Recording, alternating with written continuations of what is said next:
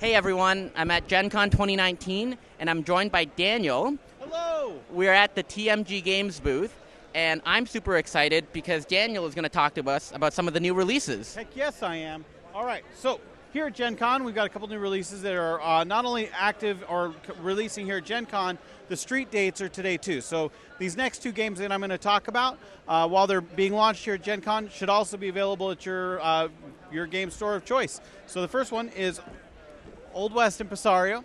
Old West Impresario is a follow-up game to our game Pioneer Days, and in this game, it's not an expansion. It is a standalone game, but in the same universe. Where after we've trekked the West, now we're wanting to establish the West. It's got a similar dice drafting mechanic, where every die that you draft has a couple different choices that you can make with that die. One of the primary choices you're going to be making is buildings that you've built within your city can be activated with the die that you choose, and so you're going to be wanting to build a city that will give you many options, but also will allow you to draft dies to create many very interesting combinations. And so balancing options versus combos is a very dynamic and interesting choice. The buildings that you build will have into-the-game scoring mechanics associated with them. So some of them you're going to be wanting to build as a continuous line through your city. Others you're going to want to keep separate. Others you're going to want to clump and group together, or just get majorities of. And you're balancing all of these really interesting decisions with this 2 to 4 player game that plays in just under an hour. MSRP is $60, and again, it is live now. Let's see. Do you have any questions about that one before we move on, Michael? We can definitely continue. All right. I want to keep going with your energy. I love it. Fantastic. Okay, so the next game here is Delluvia Project. Delluvia Project was originally released by Spielworks a couple of years ago, and when it was originally published, there was only 1,000 copies made. This is a game that it's been really delightful here at Gen Con to see people coming into the booth and thanking us for finally making it available because of how hard it was to get. This is a heavier game. This one also plays 2 to 4 players. It takes about 2 hours to play. Very, very Euro-y, but very, very fun. What we're doing here is we are building an island in the sky that has been developed because the Earth has become so crowded. And now more real estate has opened up, and so we're playing various entrepreneurs that are purchasing land on this sky island, and then we're developing it. As we develop it, here I'm going to come into the camera really quickly. We're using Zeppelins, we're buying these tokens, and we're building these buildings, and all these buildings have 2 different options on them. And as we build and develop those within the Sky Island city, we're having to choose which of these 2 options we want. One of them is usually an income strong focus. The other one is an in-game points strong focus. And there's ways to shift what we've allocated the building's resources to.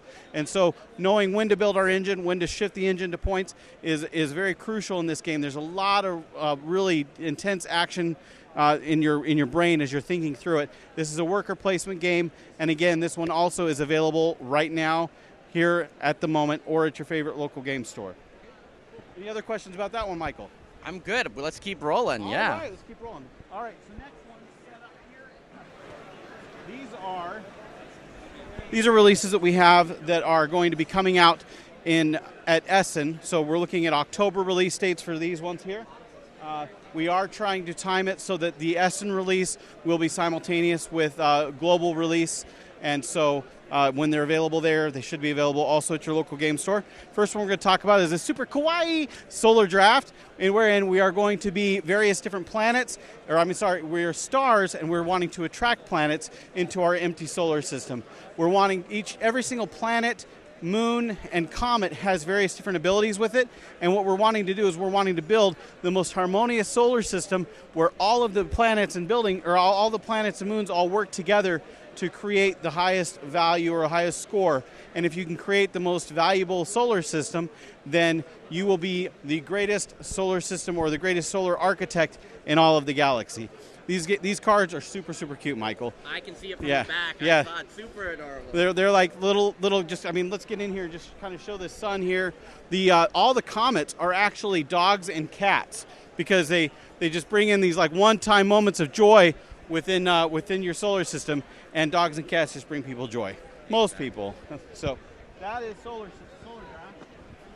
The next one is Dawn of Mankind. Now, Dawn of Mankind, we are nomadic tribes, and we're nomadic tribes in the prehistoric times. And what we're wanting to do is we're wanting to create something of a legacy. This is when we're beginning to create art, and we're beginning to create tools. And so we're using these tools that we're creating to create leathers and harvest food. And this game, what we're doing is we're taking our tribesmen and we're moving them through the occupations of their ages.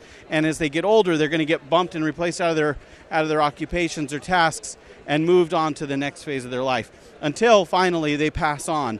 But when they pass on, then their souls come back into our pool and they can be reallocated as a new life within the tribe, and they can continue that cycle of life. And through that process, we are creating works of art, we are creating technologies, all of which to be able to become a legacy nomadic tribe, wherein we would be excited to discover them in a future age. So Dawn of Mankind, this one is 2 to 5 players, plays in just under an hour.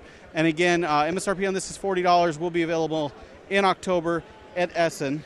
And now the last one, unless you have any questions. I'll save them for the end. I did have some, Oh but my word! we'll just go for the end, yes. Okay, we'll do it at the end. All right. Chrono Corsairs. Chrono Corsairs is what would happen if pirates experienced Groundhog Day. They are pirates that roll up on an island, and when they go there, they go in and they loot the island, but when they wake up the next morning, it's the same day as the day before. Okay? And so as they went into the island, there's various different events that are randomly populated on the board that you don't know what they are. So in the jungle might have an evening event where a tiger is going to eat some of the crew members, where a beach might have a monkey that drops some coins.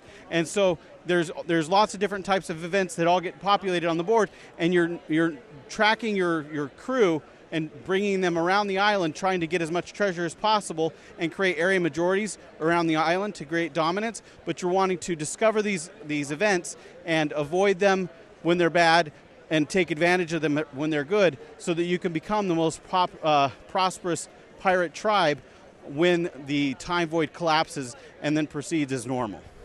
Groundhog Day with pirates might be the coolest thing I've heard. I'm super excited about this one. Yeah, like when we were playtesting it for the very first time, there was 3 of us and one of the designers, and we were all sitting. It was actually just Gen Con last year, and we were sitting down and we were playing this game, and we were texting each other about how much we liked the game. And he got up he excused himself halfway through, and at that moment we were like, and we don't normally sign games this fast. But at that moment, we're like, do you like it? Do you like it? Do you like it? Yes.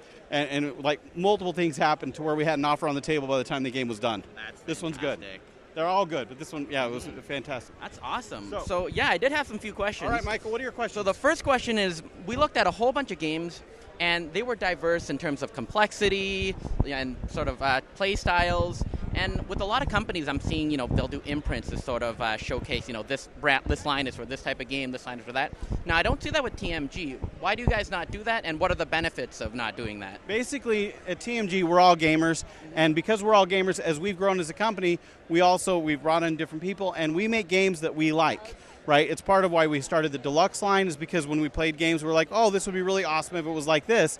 And so we make games that we like, knowing that we're just like you.